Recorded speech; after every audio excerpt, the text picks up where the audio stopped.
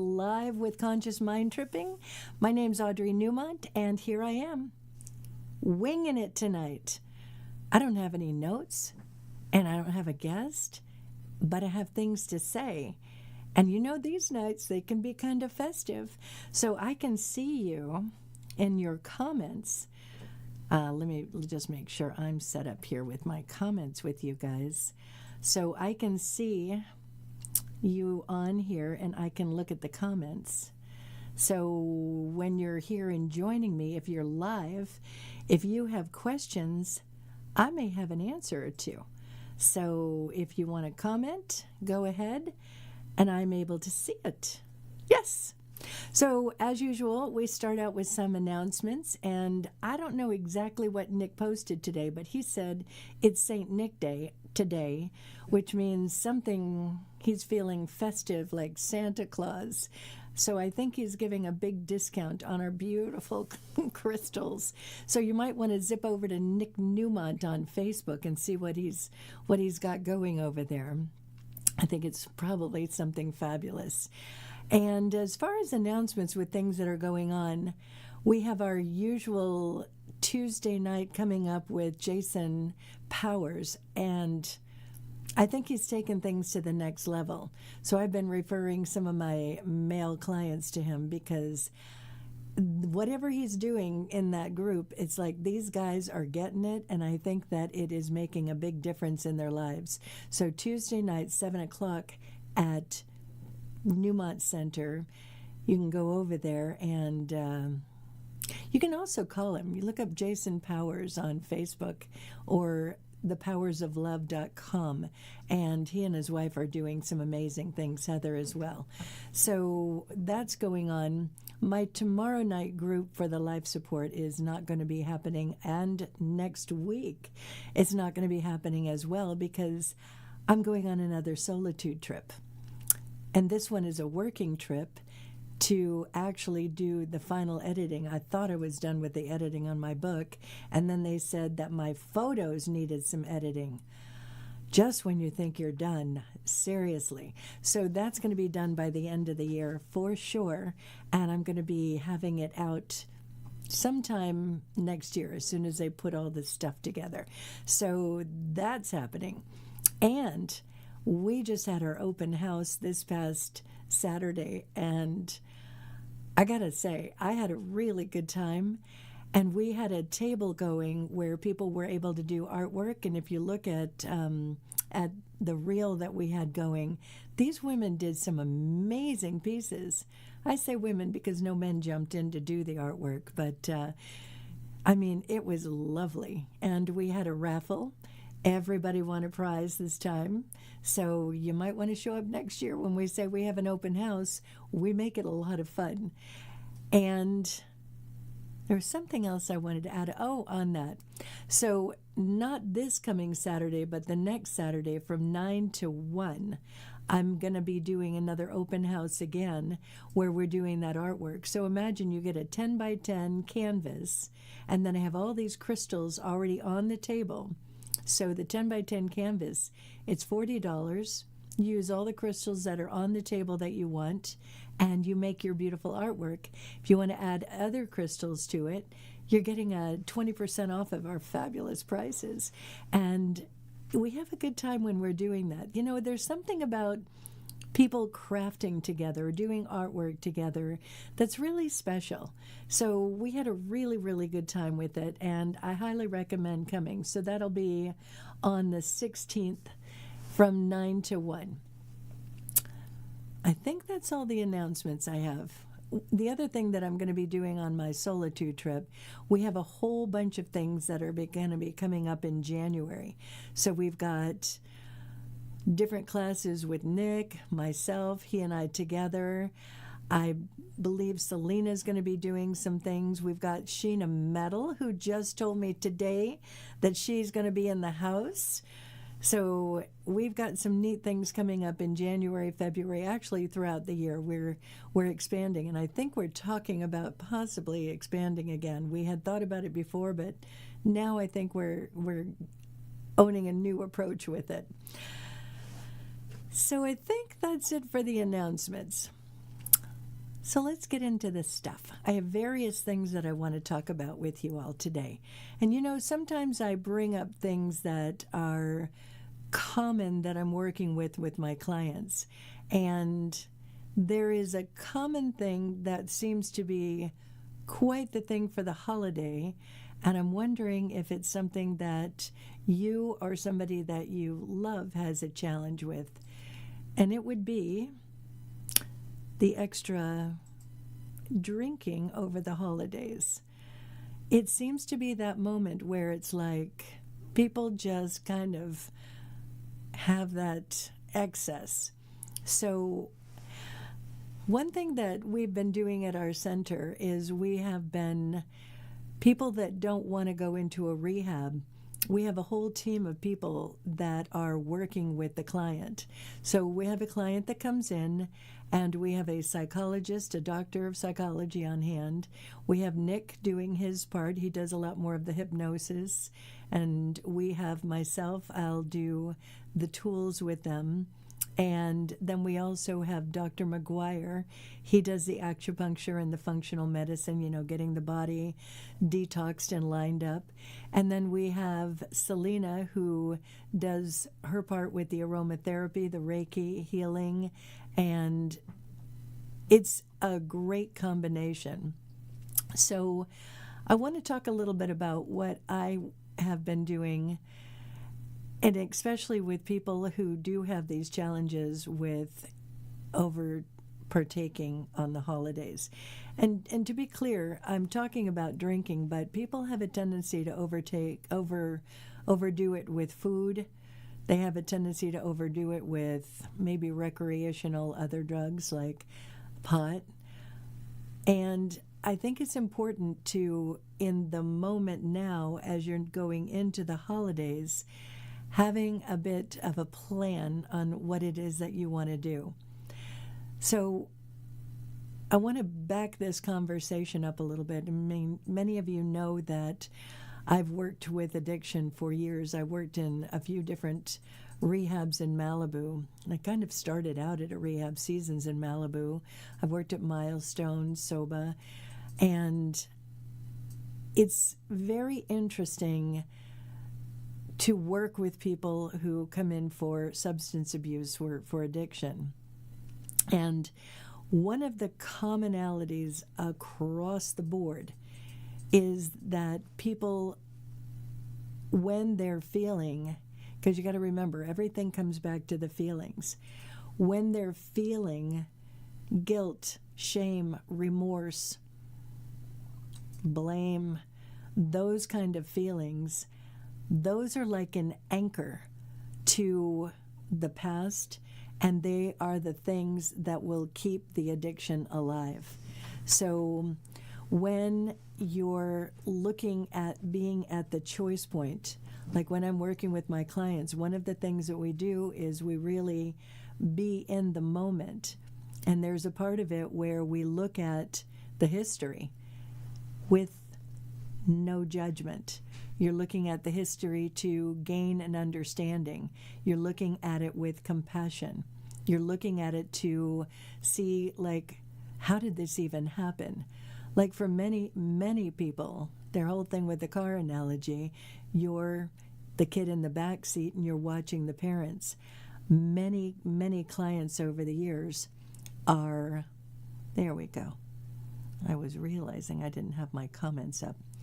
Many people over the years, they realize that they're in the back seat and they're watching mom or dad or both, and they're drinkers. And it's a common thing. Like in my household, my mother, every night, she would have her rum and Coke. And sometimes as a kid, I would be the one to mix it for her. So I didn't know that it was right, wrong, good or bad or whatever. It's not like she was, drunk and doing things that were, telltale signs. It's just what she did in the evening. So I was raised with, that's just what we do. And so when I'm looking at my clients, it's like that 0 to 8 period, we take on a belief around what that looks like. So again, it's not right, wrong, good or bad. The parents just did what they knew to do. And as the adult now in the front seat, you're looking at it with compassion. You're looking to gain an understanding of what's going on with this. So when you're working through all of that stuff, you're understanding, here's the program. And I'll use somebody as an example. This is all anonymous, and I mean, I've worked with many, many people over the years. It's like when you're looking to see, when did this happen? Sometimes it's as a teenager, and that's, a really tricky one because your brain is still growing from the time you're, a kid till you're 25. So when you're growing your brain on those things, it makes it very challenging to break. Not that you can't, it just makes it challenging. And for this person that I'm thinking in particular, they smoked pot, but they weren't a big drinker. And then they get into a relationship, and the person that they get into the relationship with, they're the drinker. And it's this relationship that the people have, and then as like he and I are looking at it, we're realizing, so this is where it came into your life, this is why, and there is a process of gaining that awareness of this isn't who you have been all of this time, it's who you've been in this section of time. And so having that understanding, because a lot of times people think this is just who I am. It's just what I do. And many, many times when they come in, they're just like, this is just my life, until they know otherwise. So when now they have that awareness and they get it, that it's like, oh, here's where it came in, here's why it came in, then we'll be in the moment. So in this particular case, we're in the moment and we're looking at it. And there is a point where, and it's not for me to tell them what to do, it's for me to give them a greater awareness of what they are doing. So a lot of times when people are drinking, whether you're going to a party, whether you're drinking at home, if there is that part where you're finding it's excessive and that you can't say no, again, you take out the guilt, the shame, the blame, and you step back and you look at it from a new third button perception. So as an example in this situation, this person, when we first start, it's like, let's reduce the amount and take out the blame, take out the shame, take out all of the judgment around it. And then there is this part, and this is for you to consider if this is your challenge or somebody that you love. Maybe you share this video with them. There is that part of the why. Why am I doing this, and what literally is it gaining me?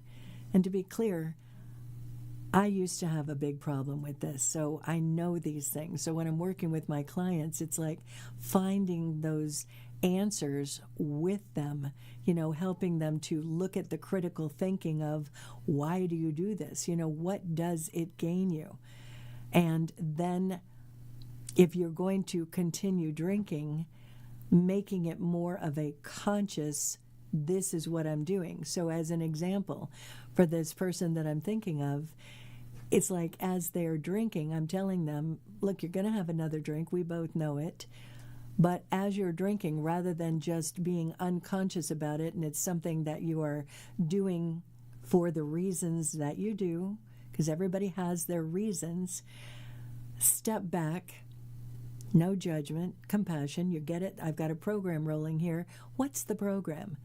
So the instructions for this particular situation were, have that drink. But as you're having it, as you're sipping it, think about it. How does this taste? Do I really enjoy the taste? Is it about the taste, or is it about the actual drinking? Because sometimes people just like having a drink in their hands and they're just unconsciously drinking. But for this particular situation, and I'm telling you, this is valuable for many people, because we think that drinking solves the problem, or we think that drinking makes me feel better. And in actuality, it does not solve the problem, and we're not actually feeling better. when we're unconsciously doing it, we're unaware that we're unaware. So we just get ourselves to the point of whatever the thing is. Like, for instance, I asked this person, do you also do it for sleep? Because if you drink enough, you don't have to deal with those thoughts in your head, and you're just going to go to sleep. And it was an interesting thing, because I'm pretty sure that there's a part of it that's the reason, that's the why. So having that drink in your hand and literally paying attention. How do I feel beforehand? How do I feel during? How's my mind? How's my feeling? How's my body feeling with all of it? And then as you finish that first drink, how am I feeling now? What is it gaining me? A lot of times people are like, well, I actually feel kind of good. I like this first drink. It's working. So then you're being aware, you're having another drink. How do I feel at the end of this drink? So for those of us that go to parties for the holidays, I don't know about you, I've had a few moments in my lifetime where those parties turned into not a good thing. Like an embarrassing next morning, like, oh no, what did I say? What did I do? Not attractive. So when you're thinking of it at a party and you're having that drink in your hand, how do I feel during this second drink? Is it still fun? Is it festive? Am I talking clearly? Am I thinking clearly? Am I walking straight? Pay attention. Is this working for me? And then maybe you want to get to that third drink again. The more that you are creating an awareness of how this serves you, the more that you're recognizing maybe it's not serving me so well at all. And maybe that can be the why to change the behavior. So a lot of times people are like, you know what, I don't want to stop drinking. I like that feeling of that first drink or the second drink. Almost always people do not like that feeling of the fourth, fifth, sixth drink, the sick, the ick, that stuff the next morning. Ugh, that's hangovers. Most people, it's like, that's not working. So you want to, ahead of time, like now, as we're going into the holidays, you want to look at, what is my game plan? What am I going to do when I hit that first party? Or what am I going to do, when I'm not going to a party and I'm alone and feeling lonely? Or whatever those reasons are that we find that need to overindulge to create this I don't want to be present sort of feeling. So ahead of time, like for instance, in the situation where we have people come in, it's like you have to change your habits. You have to change what you're doing. So if you find yourself like home alone and you're feeling lonely, start changing up your routine. Start thinking about what can you do in the evening that looks different. So it can be anything. You can take yourself or a dog or go find a friend for a walk. You can maybe even go to an AA meeting. You can go to a meeting at our place. I have that Thursday night meeting. Jason's got the Tuesday night meeting. There's options to create a new habit. So changing the environment is a good thing. If you are drinking, there's a point where you can eat first. A lot of people, myself included, this used to be my thing. If I would start drinking before I ate, it would be like there'd no off switch, and I would just keep drinking. And that's where those embarrassing moments creep in. The very last time I ever had one of those moments, it was Nick's birthday party, and the wine just kept flowing, and I was so busy getting the party all together that I didn't eat. And I'm telling you, I was mortified the next morning. I embarrassed all of my daughters, and I had to apologize to all of them So the why now is I never want to put myself in that situation again. So you can bet your bippy, if I'm having a party or if I'm going to a party and I'm thinking I'm going to drink, I will absolutely make sure that my stomach is not empty. That is one of those things. Then there's another part of it where when you are drinking, have a drink, have some water or have a soda or something. Create a game plan for yourself. Then maybe have another drink and really think ahead of time, this is my game plan. And if you think that there's a part where maybe you won't be aware enough to do that, have a partner that looks at you and says, hey, have a key word where they can say, you want to slow down or go get something to eat or do something other than having that next drink. So when you're doing all of this, it's to create a more conscious awareness of what it is that you're doing instead of just, the amount of clients that I work with that are just massively distraught because they had not been able to manage it. Once they learn these tools and they are managing it, that's a big part of life. When you're doing things that are unconscious and it brings up this element of shame or guilt or embarrassment and those kind of feelings, it's like it really, really brings down the self-worth. That part of you that it's like, I have no power. I have no control over this thing. So it's important to be in this moment really getting, you absolutely do. You absolutely do. But you've got to be creating a conscious awareness of looking at the timeline. What have I learned along the way? What's the program? Why do I do this? And you're looking at it with compassion.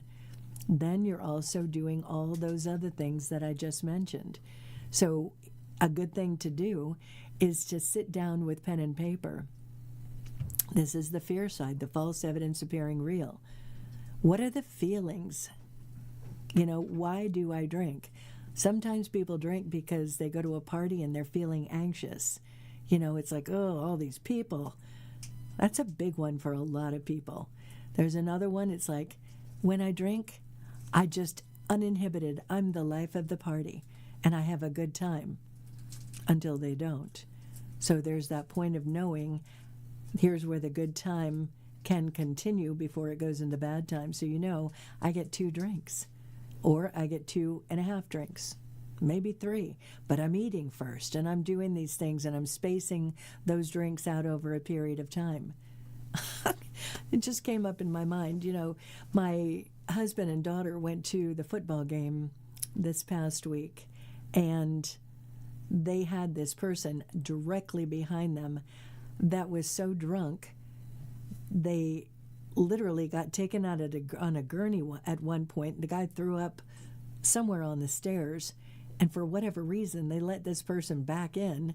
He sits down behind my husband and daughter. He threw up again, and my daughter feels it on her leg, and it's like, that can't be fun. And then you look at it the next day, it's like, what did I do? So it's for that particular reason, if you or somebody these things are fixable.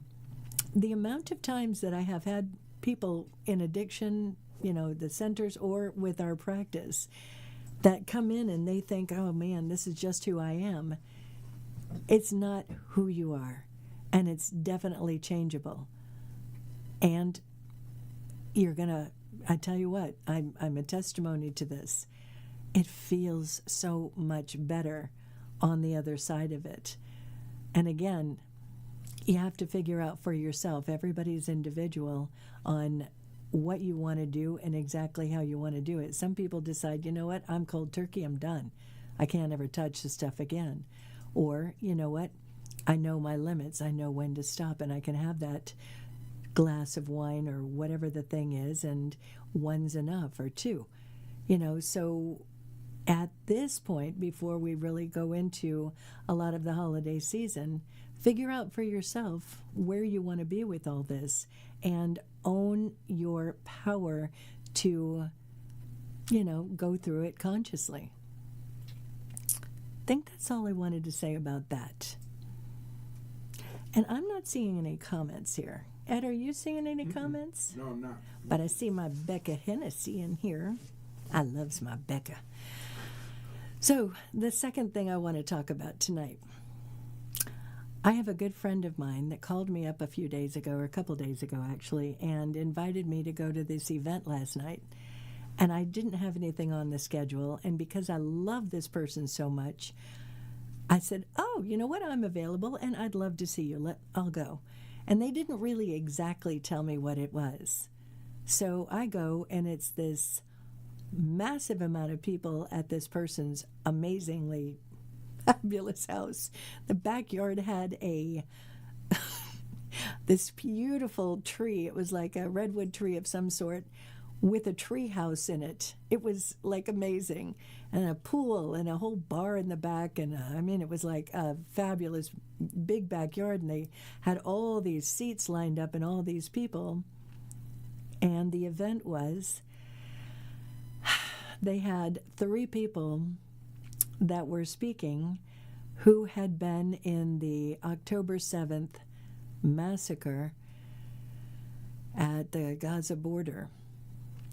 And they were telling their stories. And it was really powerful. And the reason why I want to bring it up, my friend and I were talking afterwards, and she said that she had invited, quite a lot of people to come, and a lot of people were like, no, that's not my thing. Thanks anyway. And for a lot of us, I've been looking at this and looking to have an understanding of what exactly is going on. And to be honest, I'm still not 100% on everything, but I am 100% on what these people were talking about the other night.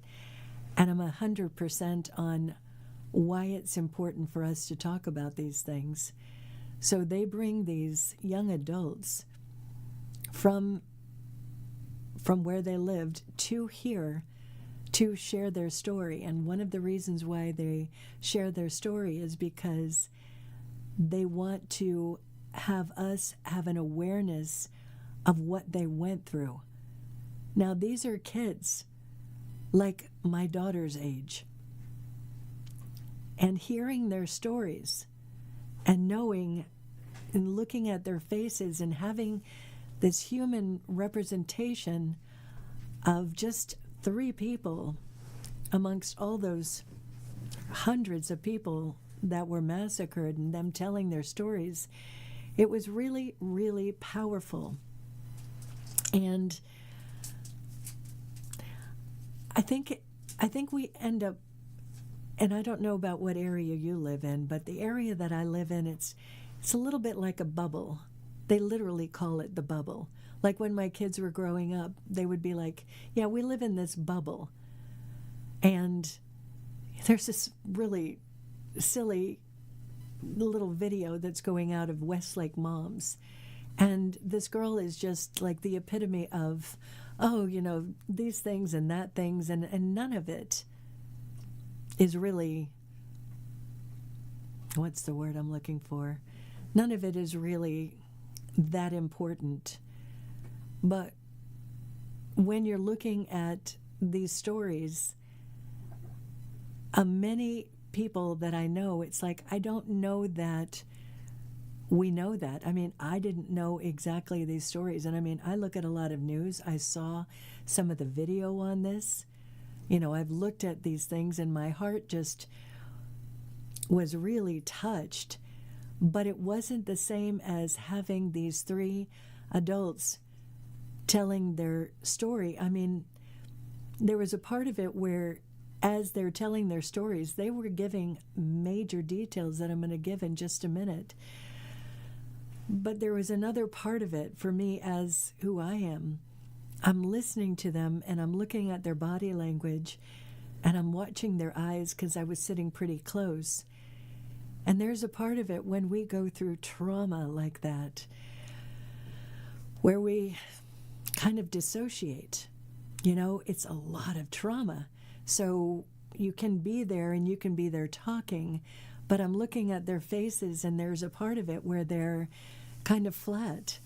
They're kind of flatlined. And one guy in particular, he would say a couple of things along the way that were, amusing and part of his story, but you could tell he's saying it because it's like you want to lighten that story up a little bit. You want to make it a little bit more able to digest because it is so incredible. So the first guy that talked, he's like, yeah, he works at this restaurant and he went to the beach there and they were having this whole fun night. And they bring the carpets and they bring all of this stuff, the music and the tents. And they partied for like 12 hours. They partied from 6 to 6 in the morning.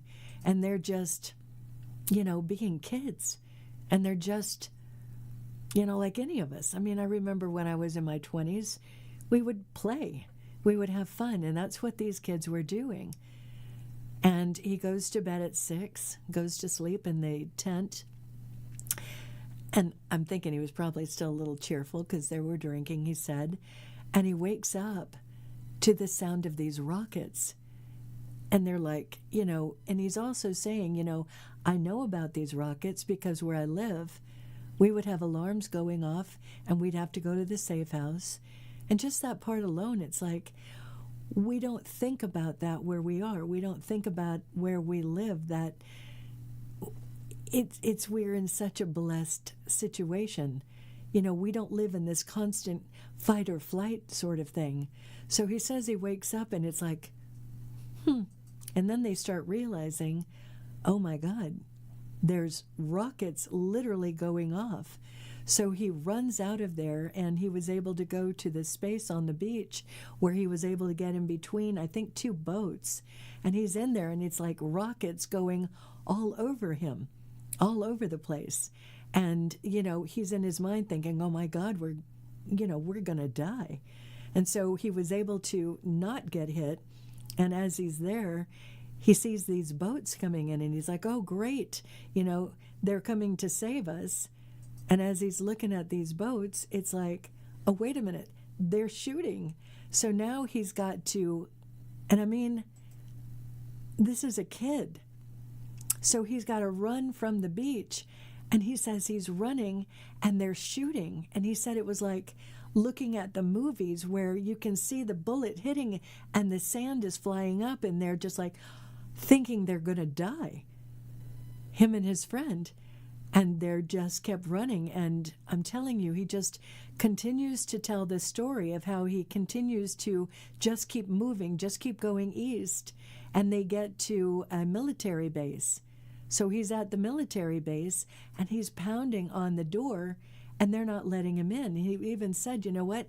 I understand why they don't let us in. We could have been anybody. And so finally they have, again, there's people coming at them, so they hide in some bushes. And finally, the woman looks at him and is like, all right, come in. We see that you're not that. And I'm telling you, his story just keeps going and going and going. And you just can see it in your mind's eye. And it's just incredible. And luckily, obviously, we're having this story from him. He was able to get out. But not everybody got out. And one person in particular, his friend that he worked with, she wasn't able to survive this thing. And you can see the grief on his face. And you think about it, and it's like, in this bubble, we don't look at those things. So a lot of us are like, I don't even know what's going on over there. And the reason why I'm saying all of this is important, and I'm going to get to that at the end, because I think for a lot of us, it's like, I don't even know what to do. I don't know where to donate. I don't know how to help in any way, shape, or form. So we have a tendency, it's our built-in mechanism, where we go into a cognitive dissonance. It's like, it's all the way over there across the world. It's not here. So I want to get to the second story. This kid was at the music concert, and He's being very honest. And he said, I did LSD. So my mind is like, oh no. So he does LSD, and he was feeling kind of like, whoa, this is not a good trip. Something's bad. Something's wrong with it. So he has a friend of his take him to one of the tents where there were some beds set up. It's like a, chill out tent. And on his LSD trip, he's like, I'm just going to go to sleep. This is not good. And just shortly into that trip, again, he's got these rockets going, and he's got people coming to get him and say, we need to get out of here. So I'm watching him, and he was like, so I'm on this trip, and I kept thinking in my mind, this isn't real. This isn't real. This can't be real. And I'm telling you, they're giving these details that I'm not going to share with you, but I'm telling you, it's like the things that they saw. Most of us are like, oh my God, if I see a dead body, oh, that's bad. Somebody dies and you see like somebody at a funeral. For a lot of people, that alone is a huge, big deal. So imagine what this kid is looking at. Long story short, and he had a fascinating story. He made it out of there. And he had some interesting things in the story around it. He had people that really came to his rescue. And that's another part of watching this last night. It's like these people took care of each other, put themselves at risk to take care of each other. And I think that's an important part of it. When you're in the middle of that kind of trauma and you can literally go out of your way and put yourself at risk to help another person, that's powerful. There was a part of it where they had this car and his friend was driving, and they see a police car up in the distance, and somebody was laying down like they were dead, and this guy and his friend were in the back seat and somebody else was driving, and the guy that was driving just was stepping on it, and they were telling him, no, slow down. This could be help for us. And the guy was just so, intent, he just drove through it. And they realized as they were driving through, the guy in black looked like he would have been the military, gets up, starts shooting at them, and their people came from the bushes and are shooting at them. So had he slowed down like they were begging him to do, they would have all been gone. It's these little tiny moments in your life where there's like these little choice things that happen. And I'm telling you, this guy lived to tell the story. And again, he had some other interesting parts along the way. But then there was this girl that got up, and she was with her mother. This is another thing that we want to look at, and I'm asking you to look at it for an important reason. So this girl, her family lived in a kibbutz, and these terrorists came to the kibbutz and took over the kibbutz. So they had a safe room. You imagine, you have to live in a place with a safe room. That alone speaks volumes about what these people are dealing with. And they're people just like us. I mean, I'm looking at her mother, I'm looking at her. Could have been my daughter or one of her friends. So she's telling this story of how she wasn't there. She wasn't able to be there for whatever reason. And her brother looks out the window. I think the alarms went off, and they were starting to go into the kibbutz, and the brother looks out the window. He wanted to take a video for TikTok, which, by the way, I'm pretty sure you can look on TikTok and you can see a lot of information about all this, a lot of videos that these people went through. But I don't know about you. I haven't gone to look at any of that. I see what I have seen, and it is wildly disturbing. But there's a lot more that you could look at. So the brother's taking this video, and he sees the paratroopers coming in, and he's like, oh my God, we're being invaded. And from what I understand, there were 350-ish terrorists that came into their kibbutz. So the brother, I guess they all got into that safe room. And so it's a mother, the grandmother who's in a wheelchair, the father, the boy, it's a young man, and these two dogs that they had. So they're in there and they hear these people. Can you imagine? They hear these people coming to the door and they're in their house, breaking everything, destroying everything. And they get to the safe room, and what they knew is you better keep that door shut. You better hold that handle and keep the door shut. So they're holding that door shut, and then they start shooting. And they literally shoot right between them. And there's these bullet holes. So then they realize we need to keep holding the door, and we need to get out of the way. I guess there was a little wall there where they could still hold the door. So then they're shooting the handle, and they shoot the kid's hand. So imagine you're in there, and you're the mom or the grandmother or your father, and you see this. It's your son. Long story short, they were able to keep that door shut. And I guess the terrorists went and had other things that they could do. And they stayed in there for 30 hours, not knowing whether they could come out or not. Not knowing, what was going on out there.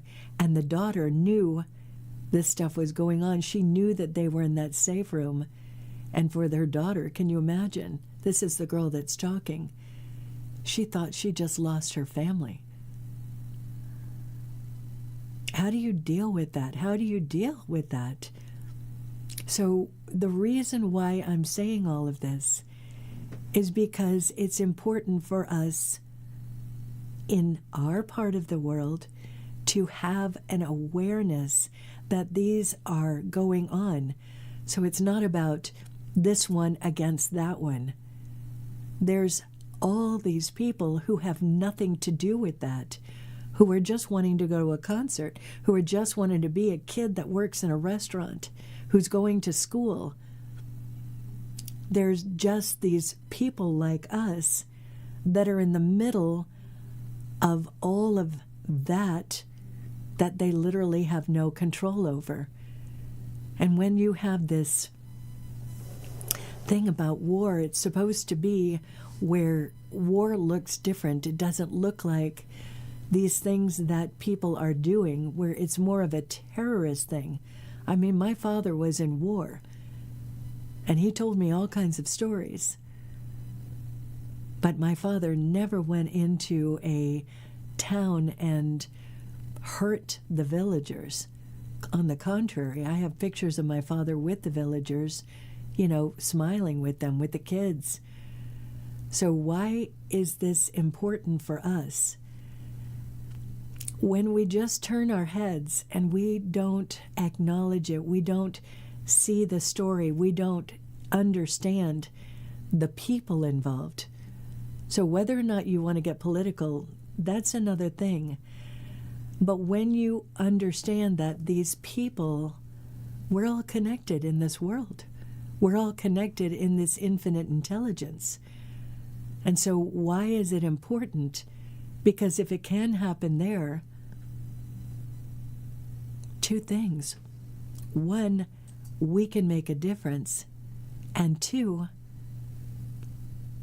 it could happen here. So when we take it upon ourselves to do anything that helps the situation, then you're owning your power and you are making a difference in the world. So there's an organization called HeartMath. You can go to heartmath.org, and there's Global Coherence. Global, I think it's global. You know what? I will put the links for these things in the comments, because this is something that we can all do. So I know I've said this a few times, and I'm going to say it yet again. There's just a little bit of our energy here in our human body. And the first driver, that's what this picture is all about. It's always backwards. This picture, I put that picture there, and you can see the car there. We're always connected in the infinite intelligence. So when we are holding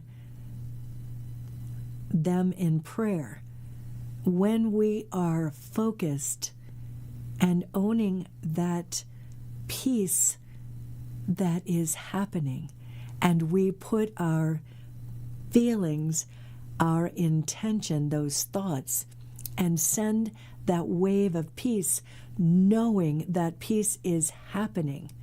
Because to be clear, there's a lot of people there, all those young adults and the mother, all they want is peace. All they want is to be able to live their lives like the young adults in America get to lead their lives, not being in these war-torn, well, some people in America are in war-torn places, I have to say. But like for the people that are living in the bubbles, I mean, I'm sure those kids came here and were like, oh my gosh.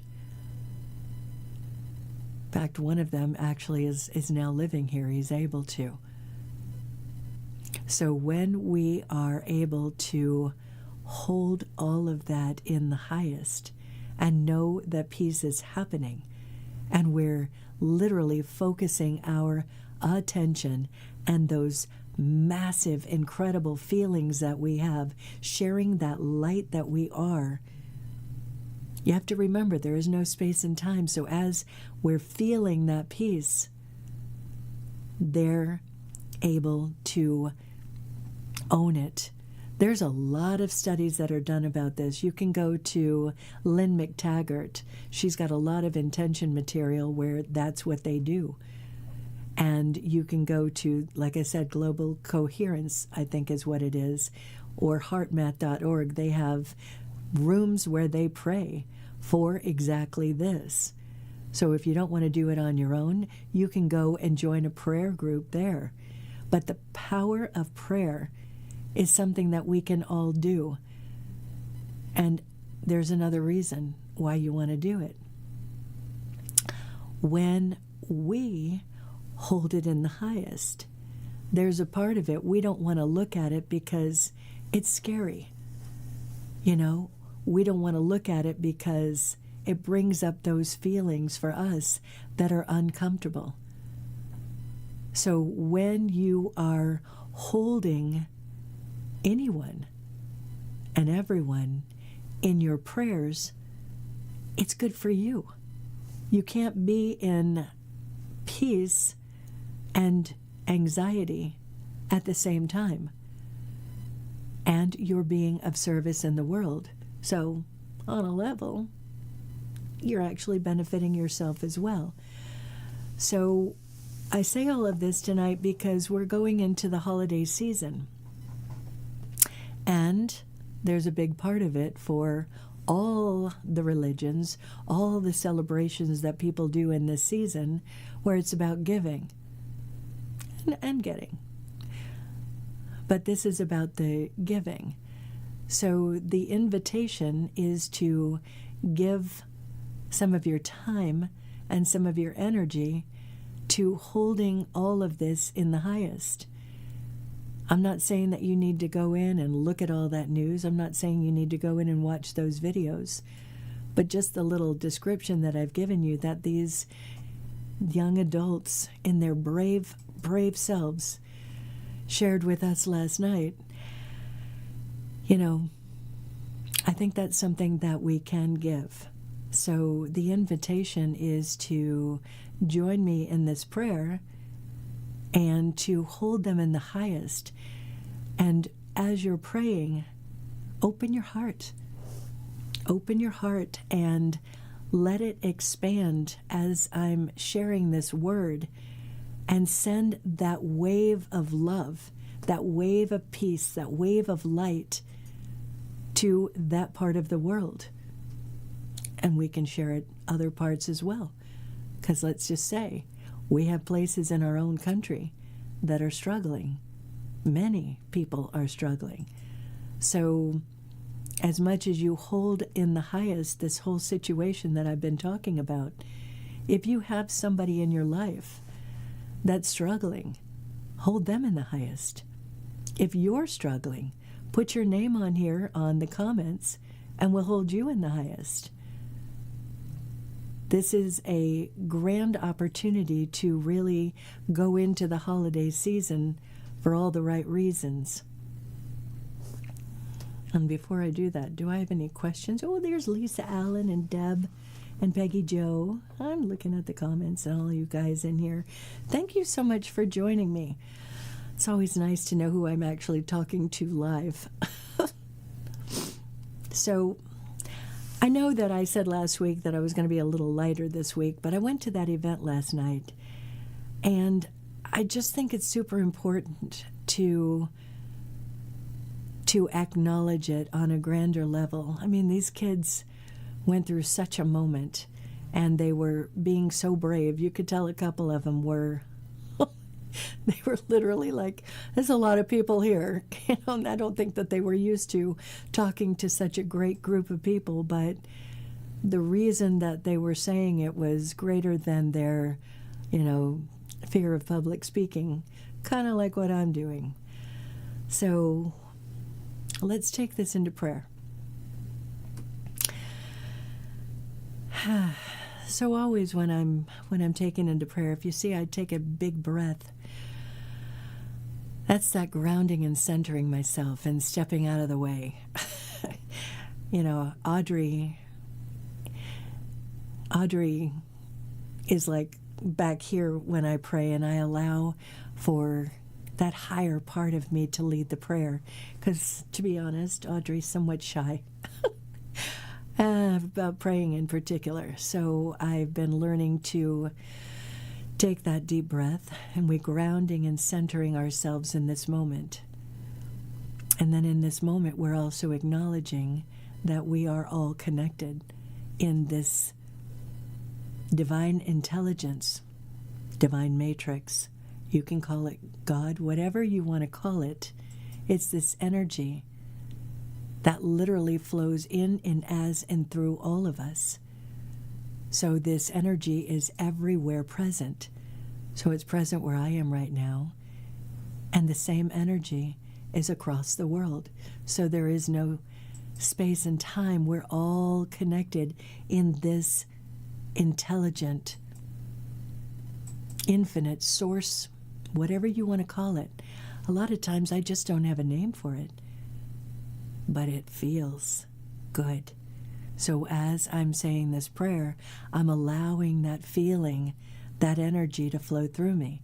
So as you see my eyes water sometimes and you see them pour sometimes, that's the energy. It's like an excess coming out. So as we're praying, I'm just recognizing that God is all that there is, and that this flows through me as me. It is the word that I speak.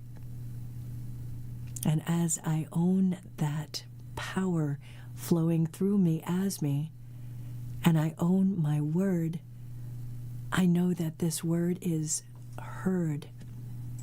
And that as we are all in this together, as we are all in this moment of this prayer, that as we speak this word, we focus our attention on this turmoil, this chaos, this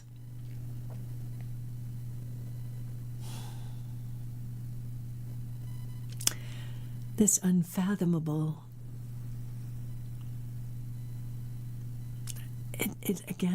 There is no words for these stories that these people are going through, this experience that these people have had for a long time that was magnified on October 7th. This terror, this rage, this anger, this grief that is still being experienced as some of these people are still being held hostage. So as I speak this prayer, we send a wave of love their way. We hold in the highest that these people are being released. We're holding in the highest that these people are finding some relief. We're holding in the highest that this prayer is heard and that this light is shining so bright, and the peace that is everywhere present is landing there now. That God is answering this prayer, that miracles are happening, that the veil is being lifted, that this unconscious behavior is ending, that people are understanding that we are all connected and that there is beauty in the world, that the love is leading the way there now. Now. So we wrap these people in our love. We wrap them in our light. As we feel that grief with them and for them, we know that in time that the healing is happening. So we share with them that light. We share with them this peace that passes all understanding. So as we hold that in the highest, we know that this word is heard, that these seeds that we're putting in this incredible soil, they're planted. And with deep appreciation, I know that they are heard. With deep appreciation, I know that these seeds of peace, of love, of understanding, of awareness, that they are growing right now, and we fertilize them with this deep appreciation.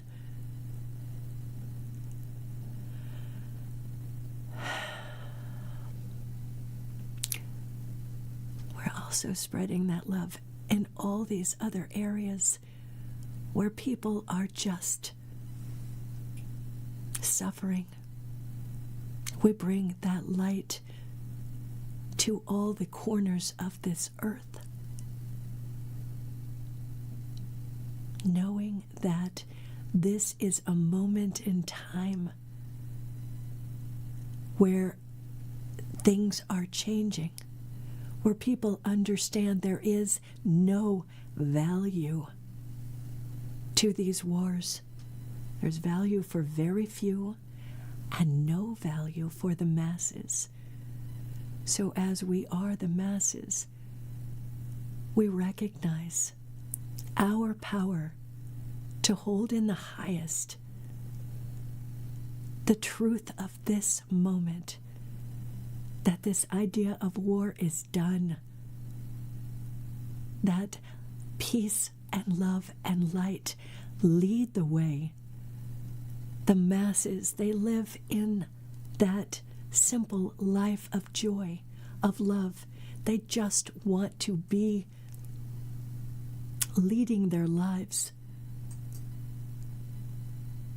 So we honor that, and we know this light that the masses have is much, much greater than any idea of war. And let that idea go. Its time is done. Peace leads the way. So in this moment, we let this word be done, and it is the law. And in this moment, we let it be. And so it is. And thank you, and thank you, and thank you, and thank you.